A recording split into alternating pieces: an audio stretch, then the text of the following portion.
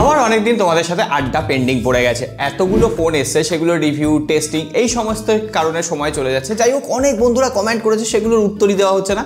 প্রথম বন্ধু কমেন্ট করেছে Raju, under 30K best Samsung phone, please camera ভালো হতে হবে। যদি আমি ইন্ডিয়ান রুপিতে 30,000 রুপি ধরি, তাহলে সেক্ষেত্রে S24 FE নেওয়া যেতে পারে, যদিও একটু দাম হয়তো বেশি।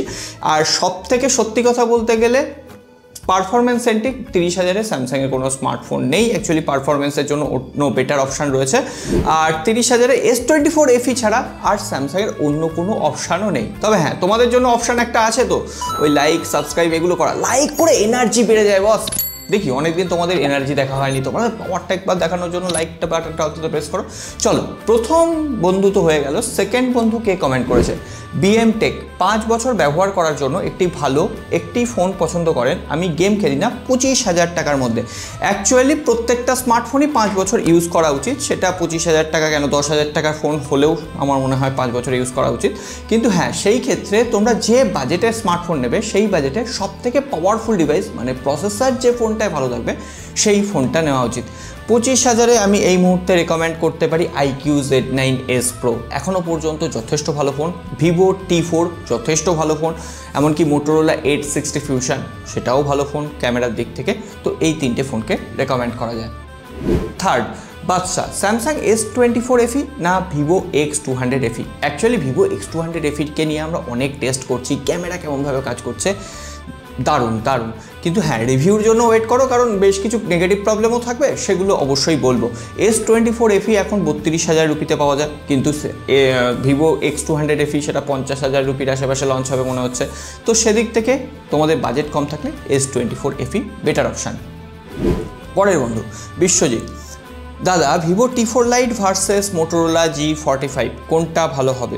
আমি হলে দুটোই বেশ ভালো। তোমরা যদি পারফরমেন্স একটু বেটার চাও, তাহলে Vivo T4 Lite নিতে পারো। G45-এরও পারফরমেন্স ভালো, লেদার ফিনিশ চাইলে বা একটু ভালো সফটওয়্যার এক্সপিরিয়েন্স চাইলে, মানে clear stock Android UI experience চাইলে, তো সেক্ষেত্রে Motorolaও নেওয়া যায়। আমি হলে Vivoই নিতাম। পরের বন্ধু কমেন্ট করেছেন MD, 35,000-এ বাংলাদেশের মধ্যে ক্যামেরার জন্য মোবাইল ফোন বেস্ট কয়েকটা নাম বলেন। Oppo Reno 13 ভালো ক্যামেরা, Motorola 860 Pro ভালো ক্যামেরা, তার থেকে একটু কম দামে Motorola 860 Fusion ভালো ক্যামেরা, পাশাপাশি IQ Z9s Pro এটাও বেটার। সো এই অপশানগুলো তোমরা একবার দেখতে পারো। তানভীর, দাদা, প্রথমে ভালোবাসা নেবেন। তোমরাও খুব আমার ভালোবাসা নিও। আমি খুব কনফিউজ হয়ে আছি, আমি প্রায় 6 বছর পর নতুন ফোন কিনবো। S24 Ultra কিনবো নাকি S25 Ultra কিনবো? অলরেডি S24 Ultra এখন আমি আমার প্রাইমারি ডিভাইস হিসেবে ইউজ করছি। প্রায় 1.5 বছর ইউজ করার পর লং টার্ম একটা এক্সপিরিয়েন্স আমি আমার চ্যানেলে শেয়ার করেছি, তুমি ওই ভিডিওটা দেখে নিতে পারো। অ্যাকচুয়ালি S24 Ultra আমার মনে হয় আজকের দিনে সব থেকে value for money device. S25 Ultra কেনার দরকার হবে না, কিন্তু হ্যাঁ, তোমার যদি টাকা পয়সার কোনো মায়া না থাকে, ব্যাপার না থাকে, খরচ করতে পারবে 30,000 টাকা এক্সট্রা, তো S25 Ultra নেওয়া যায়। না হলে S24 Ultra better value for money আজকের দিনে। পরের বন্ধু সৈফুল, 35,000-এর ভেতরে ক্যামেরা, AI ভরপুর ফিচার, এইটা ভালো। আজকের দিনে আর্টিফিশিয়াল ইন্টেলিজেন্সের এত ফিচার প্রত্যেকটায় দেওয়া হয় না। তো 35,000-এর মধ্যে সব থেকে যদি আমি UI সেন্ট্রিক কথা বলি, AI ফিচার যেখানে সব থেকে বেশি থাকবে, তো স্যামসাংয়ের One UI AI ফিচারের দিক থেকে সব থেকে বেশি এগিয়ে। S24 FE অর্থাৎ One UI এর যে S সিরিজের সাথে কম্বিনেশন, সেটা তো দারুণ ফিচার প্রোভাইড করবে। আর AI ফিচার Motorola স্মার্টফোনও এখন বেশ ভালো দিচ্ছে, Motorola 860 Pro একবার দেখতে পারো। সো এইগুলোতে AI ফিচার বেটার রয়েছে। পরের বন্ধু মানস, দাদা, Vivo T4 Ultra, Samsung S20 FE-র একটা ওভারঅল কম্প্যারিজন ভিডিও বানান। এটার কোনো কম্প্যারিজন ভিডিও বানানোর প্রয়োজন আছে বলে আমার মনে হয় না। যদি তোমরা ক্যামেরা সেন্ট্রিক স্মার্টফোন চাও, S24 FE, না হলে Vivo T4 Ultra, যারা পারফরমেন্স সেন্ট্রিক স্মার্টফোন চাইছো। অনেকে আবার প্রশ্ন করেছিলে Vivo T4 নাকি T3 Ultra। আমি বলবো পারফরমেন্সের জন্য T3 Ultra আজকের দিনেও সেরা। পরের বন্ধু আবির দত্ত, আমার কোশ্চেন ছিল যে স্যামসাং গ্যালাক্সি M35 মোবাইলটা ভালো না M36? M36 স্যামসাং এখনই লঞ্চ করলো সবে 18,000 রুপির আশেপাশে। আর M35 ফোনটা 14-15 হাজার টাকায় পাওয়া যায়। তো বিচার করলে মনে হয় যে নতুন ফোন M36 বেটার, কিন্তু তোমরা যদি একটু ভালোভাবে স্পেসিফিকেশনের ওপর নজর রাখো, M36-এর স্যামসাং এবার টপ নচ ডিসপ্লে দিয়েছে, 2025 সালের টপ নচ ডিসপ্লে। তার থেকে আমার মনে হয় M35 যেটাই পাঞ্চল ডিসপ্লে ছিল, সুপার অ্যামোলেড ডিসপ্লে, 120 হার্জের রিফ্রেশ রেট, পাশাপাশি এক্সিনোসের 1380 চিপসেট, M36-এও সেই একই চিপসেট রয়েছে। ক্যামেরার ক্ষেত্রেও বিশেষ কোনো আপগ্রেড নেই, তবে হ্যাঁ ব্যাটারির ক্ষেত্রে 6000 করে দেওয়া হয়েছে M36-এ। আজকের দিনে আমি হলে অন্তত 20,000 টাকায় ওই ড্রপ নচ ডিসপ্লে নেওয়ার মতো সাহস দেখাতাম না। পরের বন্ধু Mahmud, upcoming MediaTek Dimensity 9500, Qualcomm Snapdragon 8 Elite 2 bionic A19 Pro সম্পর্কে জানতে চাই। তারা বাজারে কবে লঞ্চ করবে, কীরকম পাওয়ারফুল হতে পারে? এখনও বাজারে লঞ্চ করতে মোটামুটি 2 থেকে 3 মাস। অ্যাপেলের যখন iPhone 17 সিরিজ আসবে বায়োনিক A19 চিপ আমরা দেখতে পাবো। মিডিয়াটেকের 9500 যতদূর সম্ভব IQ ডিভাইসে আগে আসবে, আর কোয়ালকম স্ন্যাপড্রাগন 8 Elite 2 এটা মনে হয় OnePlus 15-এ আমরা সবার আগে দেখতে পাবো। তারপরে তো কম্প্যারিজন করলে বোঝা যাবে যে কোনটা বেশি অপটিমাইজ আর পাওয়ারফুল। যতদূর মনে হয় এখনও পর্যন্ত বায়োনিকই সব থেকে বেশি অপটিমাইজ থাকবে, পাওয়ারফুল অন্য ডিভাইস হতে পারে। পরের বন্ধু কমেন্ট করেছেন দীপ্ত, দাদা দয়া করে ফটোগ্রাফি এবং ভিডিওগ্রাফির জন্য Motorola 860 Pro, nothing phone 3A Pro এই দুটো ফোনের মধ্যে কোনটা নেব? আমার মনে হয় না নাথিং ফোন 3A Pro নেওয়ার তোমাদের দরকার রয়েছে। নাথিং ফোন 3A তোমরা নিতে পারো কম পয়সায়, সেখানে একই ক্যামেরা পারফরমেন্স তোমরা দেখতে পাবে। কিন্তু আমার মনে হয় ক্যামেরার জন্য মেনলি মোটরোলা 860 Pro। অলরেডি আমরা দুটো ফোনের কিন্তু কম্প্যারিজন ভিডিও আপলোড করেছি, তোমরা চ্যানেলের উপর নজর রাখছো না, তা কি করবো বলো?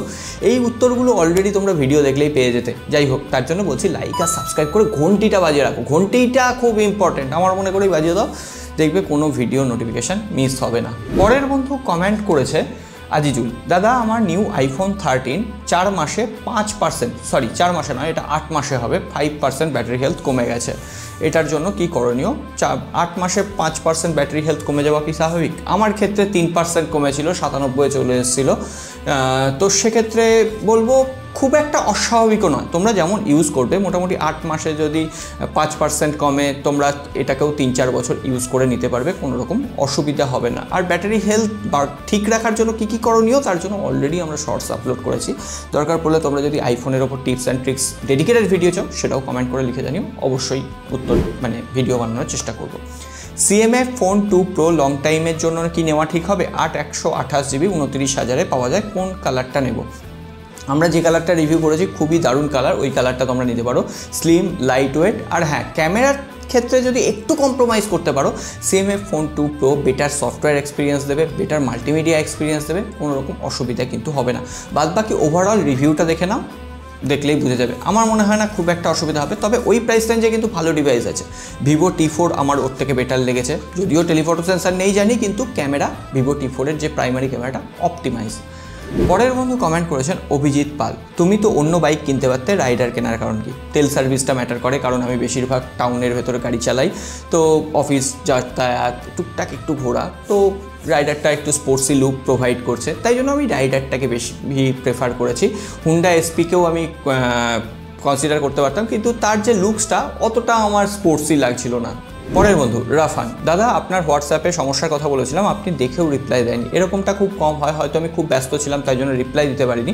A33 ফোনটা ব্যবহার করছি, ফোনের বক্সে চার্জার ছিল না, দোকানদার ডুপ্লিকেট চার্জার দিয়েছিল, স্যামসাং লেখা ছিল, ওই চার্জারটা ইউজ করতে প্রবলেম হচ্ছে। স্যামসাংয়ের কি অরিজিনাল অফিসিয়াল চার্জার ব্যবহার করব? অবশ্যই স্যামসাংয়ের ফোন হলে স্যামসাংয়ের অফিসিয়াল চার্জার অথবা ট্রাস্টেড কোম্পানির কোনো একটা চার্জার ব্যবহার করুন, কোনো লোকাল চাইনিজ কোম্পানির চার্জার ব্যবহার করবেন না, বিশেষ করে যারা এই ধরনের রিব্র্যান্ড করে, মানে স্যামসাং লেখা রয়েছে এদিকে, ওটা স্যামসাংয়ের চার্জার নয়। তো অবশ্যই সেটা শুধু স্যামসাং ফোন নয়, যে কোনো ফোনের ক্ষেত্রে অরিজিনাল চার্জার অথবা ট্রাস্টেড কোম্পানির চার্জার ব্যবহার করা উচিত, না হলে কিন্তু ফোনের সমস্যা হতে পারে, এমনকি ওয়ারেন্টিও ডিনাইড হয়ে যেতে পারে। পরের মতো Subhajit, S24 Ultra X200 Pro কোনটা বাই করব, একটু হেল্প করো। যদি ভিডিও ক্যামেরা ভিডিও করতে চাও তাহলে S24 Ultra বেটার অপশান, কিন্তু হ্যাঁ শুধুমাত্র ছবি তোলার জন্য, DSLR লাইক ছবি তোলার জন্য, যেখানে একদম ব্যাকগ্রাউন্ড ব্লার হবে, তোমায় দেখে বুঝতে পারবে না, তোমাকে দারুণ দেখতে লাগবে, সোশ্যাল মিডিয়া রেডি ছবি দেবে, তাহলে X200 Pro নিতে পারো, X200 Pro ফটোগ্রাফির জন্য বেটার। পরের বন্ধু MD মোহাম্মদ্দিন, দাদা অনেকদিন ধরে কমেন্ট করছি, উত্তর পাচ্ছি না, S23 Ultra iPhone 13 Pro কোনটা নিলে ভালো হবে, একই দামে পাওয়া যায়? আমার মতে iPhone 13 Pro নিলে বেটার হবে, কারণ স্যামসাংয়ের একটু পুরনো ফোন হয়ে গেলে তাতে একটু ল্যাগ, ফ্রেম ড্রপ এই ধরনের ইস্যু আসে, লং টাইমে আইফোন বেটার হয়। তুমি যদি আবার বেচতে চাও দামটা বেশি পাবে, অর্থাৎ রিসেল ভ্যালুটা আইফোনের ক্ষেত্রে অনেক বেশি। সো আজকে অনেক বন্ধুর কমেন্ট নেওয়ার চেষ্টা করেছি, আর যদি তোমাদের কমেন্ট দেখো আমি পিক করতে পারিনি ক্ষমা করে দিও বস, এত কমেন্ট আসে না আমি নিজেই রিপ্লাই দেওয়ার টাইম পাচ্ছি না। তবে হ্যাঁ, আমি পার্সোনালি গিয়ে তোমাদের লিখে মানে কমেন্ট বক্সে লিখে রিপ্লাই দিই, সেটাও আমিই দিই, কোনো রকম রাগ পুষে রেখো না। আবার পরবর্তী সপ্তাহে এই কিউএনএ নিয়েই তোমাদের সামনে হাজির হব, ততক্ষণের জন্য প্রশ্ন করে যেতে পারো, অবশ্যই রিপ্লাই পাবে। দেখা হবে আগামীবার।